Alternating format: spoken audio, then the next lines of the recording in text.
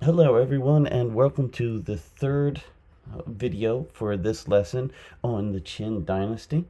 So if you haven't done your due now, go ahead and do that, and I will wait for you. Just pause it. Okay, great. So I hope you did okay with the activity yesterday. So we're going through these slides a little quickly, but it's because I'm not giving you as much work in the classroom, and I'm trying to reduce the amount of work that you have at home. So please follow along. Today we're going to review the presentation, and you'll complete the review activity along with that. So just follow along carefully. We're going to focus mainly on the last slide, the summary review, and I will jump through the slides along with you to help you follow along better. So first of all, we were in the Warring States period when the Zhou dynasty had fallen. All of these different states were battling with each other, and they're all fighting to try to get power over China.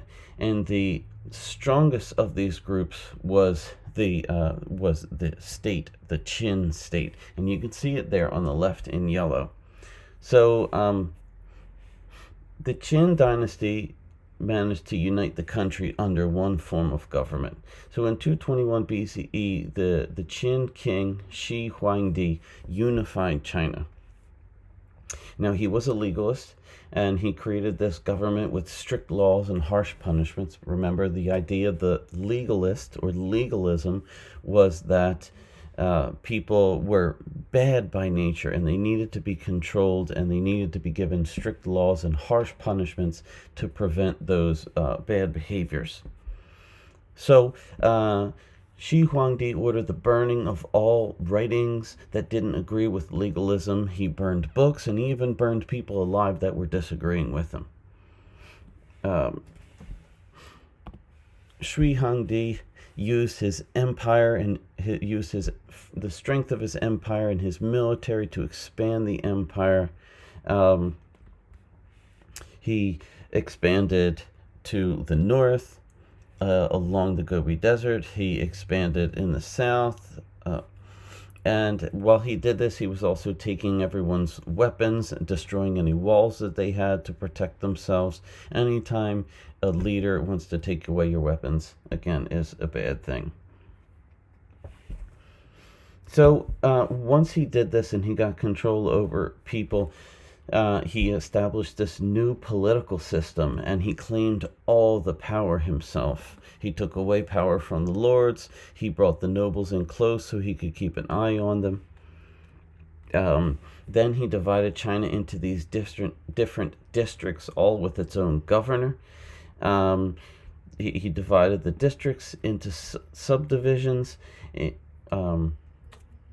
put officials in place so that they could make sure that they're collecting taxes. So all of this, all of these divisions that he created were so that he could enforce his tax system and make sure he was maintaining this strict control over the empire. The rule of Qin brought a lot of changes into China. A lot of new policies and achievements that united China. So although there were a lot of negatives about it, there was some features that he established that brought unification to China as an empire. He made uniform laws and rules so that way everyone in the empire knew what the rules were, what the laws were, and what the punishments would be. So there were a lot less cases of surprise. He standardized the written language. He standardized weights and measurements. He came up with a system of currency, a system of money. This made trade a lot easier because now people knew 1 pound in one region was the same as 1 pound in another region. They could communicate by writing, so they were able to trade more efficiently. You could write down what you wanted to trade and how much you wanted for it and pass it to the next person. It didn't matter if you spoke a different language. So all these things brought unification to China. Next thing he did is he built a network of roads that connected the empire. So now instead of having to walk through the middle of the woods or walk out in the open where you had animals and you had people that could attack you, you had to deal with the elements. Now you could go down the road. He also improved the water system and he built these canals connecting different areas. So now you could travel by sea. This was especially good if you were carrying a lot of different goods to trade. Say you were bringing food and you wanted to trade it with another region. Now you could put it in your boat and you could travel to the next region a lot easier than having to go over land. He built the Great Wall. We've all heard of the Great Wall of China, but not all of us know what it was about. So this wall was built to protect the invaders from the north, those nomadic groups that we talked about yesterday. Again, nomads were people that didn't set up cities and towns. They usually herded animals and they moved about the environment looking for food for the animals to eat, and they moved from area to area. China had been dealing with these groups for a long time and them trying to invade from the north. So there were a lot of smaller sections of wall all over the north.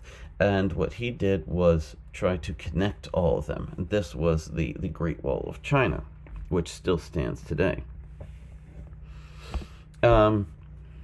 Shi Huangdi's policies unified China, but his policies also stirred up a lot of resentment. Meaning people hated the way that he was doing things. So when he died, the unification of China didn't last very long. It started to fall apart. Rebel groups are coming together and trying to claim that mandate to heaven. You know, heaven chose us to be the leader and we need to be in charge. A lot of groups saying that at the same time. The new emperor was quickly taken out of power and the palace was burned to the ground and the government just fell apart and the country fell into this civil war.